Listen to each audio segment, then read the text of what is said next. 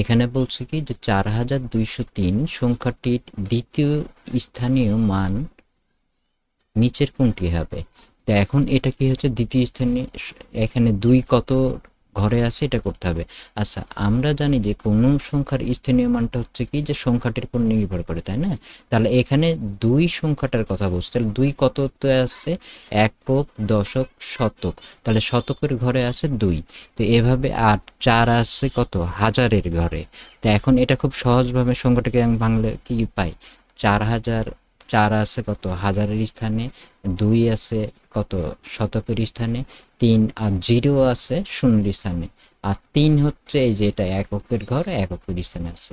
এখন এটা খুব সহজভাবে মনে রাখার উপায় কি যে এককের স্থানে তো প্রথমে থাকে, তাহলে সেটা 1 দিয়ে গুণ করব। দশক মানেই কত? 2 অন 0, তাহলে 10 দিয়ে গুণ করব। আর শতকের স্থানে থাকলে 100। একক, দশক, শতক 100 দিয়ে গুণ করব। 1000 কত? 3 একক, দশক, শতক, হাজার, তাহলে 1000 দিয়ে গুণ করব। সুতরাং সংখ্যাটিকে আমরা বাংলা পাই, আমাদের যদি 4 বলতো তাহলে 4কে গুণ করতাম 1000 দিয়ে, মানে 4000 হতো। তো আমাদের এই কোশ্চেনে বলা আছে যে 2 এর স্থানীয় মান কত? 2 আছে শতকের স্থানে, সুতরাং আমরা 2 দিয়ে গুণ করছি।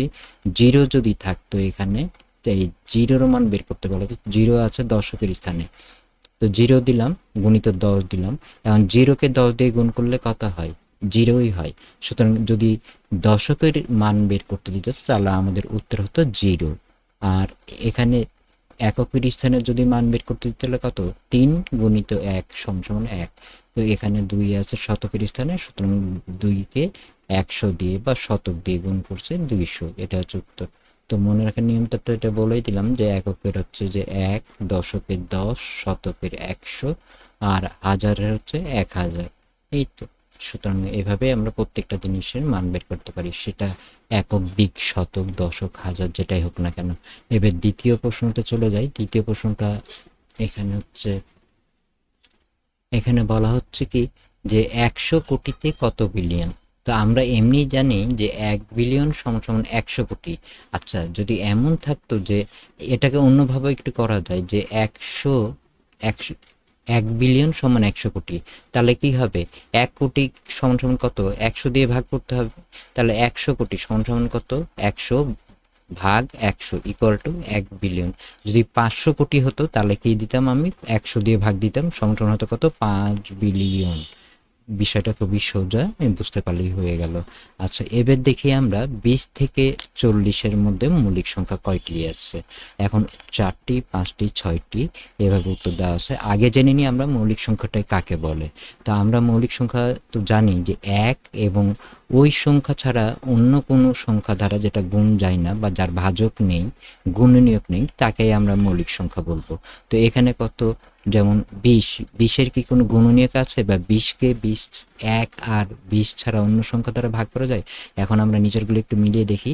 এখানে প্রথম আছে 20, 20 থেকে যেহেতু 40 বের করতে দিয়েছে, তাহলে 20-এর পরে আসছে কত? 21, 21কে কিন্তু গুণনীয়ক কত? 3 আর 7, মানে 21কে 3 দিয়েও ভাগ যায়, 7 দিয়েও ভাগ যায়, এবং এর হচ্ছে 2টা গুণনীয়ক, এবং 21 আর 1 ছাড়াও আরও 2টা গুণনীয়ক আছে। সুতরাং এটা অবশ্যই মৌলিক সংখ্যা না। দ্বিতীয়ত আছে 22, 22-এর গুণনীয়ক কিন্তু আমরা 11 দুগুণা 22 পেয়ে যাচ্ছি, সুতরাং এটার গুণনীয়ক আছে 1, এবং 22 ছাড়াও আরও 2টা গুণনীয়ক আছে, সুতরাং এটাও মৌলিক সংখ্যার মধ্যে পড়তেছে না। এখন 23কে যদি আমি গুণ দিতে যাই বা গুণনীয়ক বের করি, 23কে কিন্তু কোনো কিছু দ্বারাই গুণ হয় না, হ্যাঁ, শুধু 1 দ্বারা গুণ যাবে এবং 23 দ্বারা গুণ যাবে। তো আমরা তো জানি যে 1 এবং ওই সংখ্যাটা দ্বারা যদি সেটা গুণ ভাগ যায় তাহলে সেটা হচ্ছে মৌলিক হবে, অন্য কোনো গুণনীয়ক দ্বারা সেটা ভাগ যাবে না। 23কে 1 আর 23 ছাড়া কোনো দিয়ে ভাগ দেওয়া যায় না, সুতরাং এটা কি হচ্ছে? মৌলিক সংখ্যা। 24টা সেম আসতেছে, 24-এর গুণনীয়ক 4, 6, 24, সুতরাং এটা হচ্ছে মৌলিক সংখ্যা না। 25, 5 হচ্ছে 25 গুণ দেওয়া যাচ্ছে, সুতরাং এটা মৌলিক সংখ্যা হবে না। 26কেও কিন্তু 13 দুগুণা 26, মানে এর গুণনীয়ক আছে 13 এবং 2, 1 আর 26 ছাড়া আরও 2টা গুণনীয়ক আছে। সেম 27এও হচ্ছে 3 9 27, সুতরাং এটাও আমার হবে না। এখন 28 4 7 28, এটা দুইটা গুণনীয়ক থেকে যাচ্ছে, মানে 28কে 1 আর 28 ছাড়াও 4 আর 7 দ্বারা ভাগ দেওয়া যাচ্ছে। 29কে এখন আমরা একটু খেয়াল করলে দেখতে পাই যে 29কে 1 এবং আর 29 এই দুইটা ছাড়া কোনো সংখ্যা দ্বারাই ভাগ দেওয়া যায় না, বা এদের অন্য কোনো গুণনীয়ক নেই, শুধু দুইটা গুণনীয়ক থাকবে 1 এবং 29। তাহলে এখানে কি হচ্ছে, এটা যেহেতু আমার সংখ্যার মধ্যে পড়ছে, তা অবশ্যই তাহলে এটা মৌলিক সংখ্যা। 30টা কিভাবে হবে, 5 আর 6 দুইটা গুণনীয়ক আছে, 5 6 30, সুতরাং এটা বাদ চলে যাবে। 31 এটাকে আমরা 1 আর 31 ছাড়া অন্য কোনো সংখ্যা দ্বারা ভাগ দিতে পারি না, বা 1 আর 31 ছাড়া অন্য কোনো গুণনীয়ক নাই, সুতরাং এটা একটা মৌলিক সংখ্যা। 32টা একই আসবে, এটাকেও ভাগ দেওয়া যাচ্ছে, 3 11 33, এই 34টাকেও পড়া যাচ্ছে, 5 7 35, 6 6 36, সুতরাং এগুলো গুণনীয়ক আসছে, এটা মৌলিক সংখ্যার মধ্যে পড়বে না। 37টাকে যদি আমরা দেখতে চাই, তাহলে 37কে দেখলো যে 1 আর 37 ছাড়া অন্য কিছু দ্বারাই ভাগ দেওয়া যাচ্ছে না, বা 1 আর 37 ছাড়া অন্য কোনো গুণনীয়ক নাই, সুতরাং অবশ্যই 37 হচ্ছে মৌলিক সংখ্যা।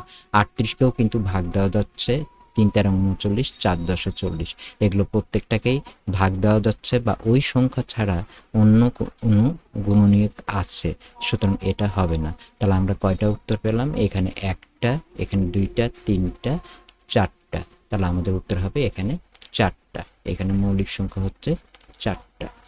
এখন পরবর্তীতে চলে যাই সহমৌলিক সংখ্যা। এখন এখানে বলছে 3 আর 5 এটা কি সহমৌলিক, কিংবা 6 ও 12 এটা কি সহমৌলিক, অথবা 3 আর 7। এখন এটা জানার আগে আমরা একটু জেনে নিই যে সহমৌলিক কাকে বলে। সহমৌলিক হচ্ছে কি, যে দুইটি সংখ্যার এক ছাড়া অন্য কোনো সাধারণ গুণনীয়ক নেই তাদেরকে সহমৌলিক বলে। বিষয়টি একটু আমি সহজভাবে ব্যাখ্যা করে দিই, তাহলে তোমাদের বুঝতে সমস্যা হবে। এখন 3 আর 5, তাই না, তো 3-এর গুণনীয়ক কি কি, 1 এবং 3, এছাড়া এটাকে আর অন্য কিছু দ্বারা ভাগ দেওয়া যায় না, আর 3 নিজেই একটি মৌলিক সংখ্যা। 5ও কিন্তু একটা মৌলিক সংখ্যা, এটা 1 আর 5 ছাড়া কিছু দ্বারা ভাগ দেওয়া যায় না। এখন এখানে বলা হয়েছিল কি যে সাধারণ গুণনীয়ক থাকবে, তাহলে 3 আর 5 এর মধ্যে কি কোনো কমন গুণনীয়ক আছে? হ্যাঁ, এখানে 1 আছে, এখানে 1 আছে, সুতরাং হয়ে যাচ্ছে 1, কিন্তু আর কোনো গুণনীয়ক নেই। প্রথম বছর 1 ছাড়া অন্য কোনো গুণনীয়ক থাকতে পারবে না, তাহলে এটা কি হয়ে যাচ্ছে, এটা অবশ্যই একটা সহমৌলিক, কারণ এখানে শুধু 1 ছাড়া আর কোনো সাধারণ গুণনীয়ক নেই। এখানে যদি 3 আছে, এখানে যদি 3 থাকতো তাহলে কি হতো, এটা সহমৌলিক হতো না, কারণ 1 ছাড়াও আর একটা সংখ্যা থেকে যাচ্ছে, বা আর একটা সাধারণ গুণনীয়ক, যেটা 3-এর মধ্যেও আছে, 5-এর মধ্যেও আছে, সুতরাং এটা সাধারণ গুণনীয়ক 1 আছে, আর 1 তো আমরা নিতেই পারবো, সুতরাং এটা অবশ্যই সহমৌলিক। এবার 4 আর 6কে যদি আমরা একটু ভেঙে দেখি, তাহলে 6-এর গুণনীয়ক কি, 6কে কি দ্বারা গুণ করা যায়, 1 দ্বারা তো অবশ্যই যায়, 6 দ্বারা তো অবশ্যই যায়, আর এখানে কত, 2 3 দুগুণা 6, তাহলে আর 12কে একটু আমরা ভেঙে দেখি, 12কে 1 দ্বারা যাচ্ছে, 12 দ্বারা যাচ্ছে, আবার 2 দ্বারা 6 দুগুণা 12, 3 4 12, আবার 4কে যদি 3 4 12, 6 দুগুণা 12।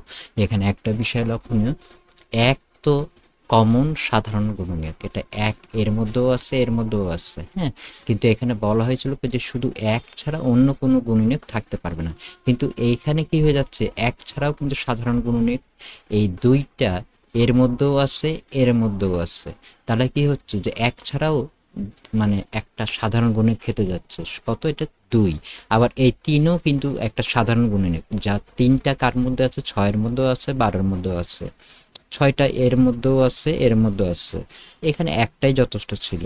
1-এর পরে যে কোনো একটা যদি সাধারণ গুণনীয়ক থাকে তাহলে সেটা সহমৌলিক হবে না, সুতরাং এখানে কি সাধারণ গুণনীয়ক কয়টা থেকে যাচ্ছে, এই যে 1-এর পরেও 2 একটা সাধারণ গুণনীয়ক, 3 একটা, 6 একটা, সুতরাং এটা অবশ্যই সহমৌলিক হবে না, এটা ক্রস চিহ্ন হয়ে গেল। 3 আর 7, 3 হচ্ছে মৌলিক সংখ্যা, 1 আর 3 এর হচ্ছে গুণনীয়ক, আর 7 হচ্ছে 1 আর 7 দ্বারা, এটা নিজেই একটা মৌলিক সংখ্যা, সারা এদের মধ্যে সাধারণ গুণনীয়ক নেই।